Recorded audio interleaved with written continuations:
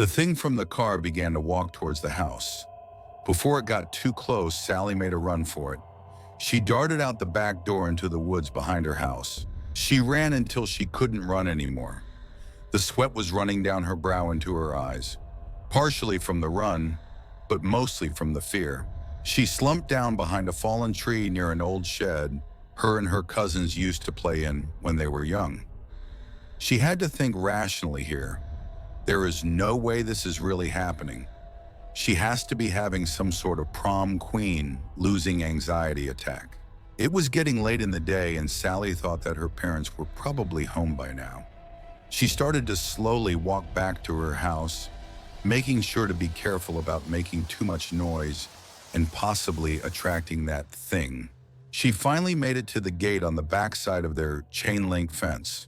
She reached down and slowly pulled up the U-shaped latch and pushed the squeaky gate open. She could see her mom standing at the window facing towards the front of the house. She was safe. Her mom would know what to do. Mom, I need you. At that moment, her mother turned around and, as if seeing a ghost, screamed and began to move backwards slowly, and then lunging forward just long enough to lock the back door. Sally could hear her mother's screams growing quieter as they moved further away.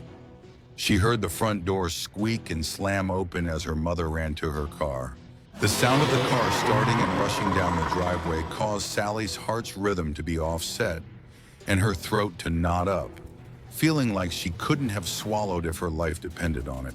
The sun was setting now, and it would only be a short while before it disappeared behind the tree line.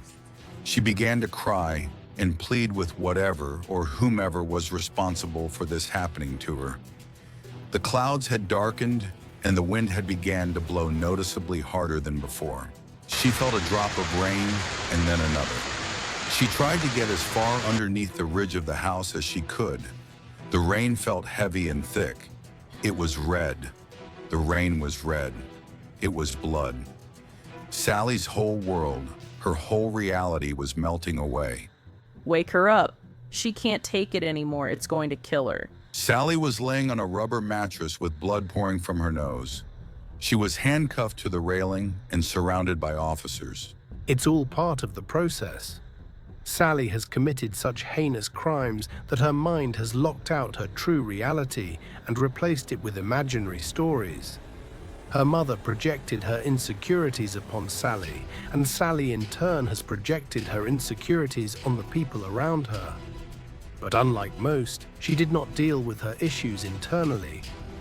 She brought them into the real world, and in her mind the only way to improve herself or these awful projections of herself was to remove them from her reality, hence killing her friends and her mother. Can you believe that someone could be that crazy as to completely lose all sense reality?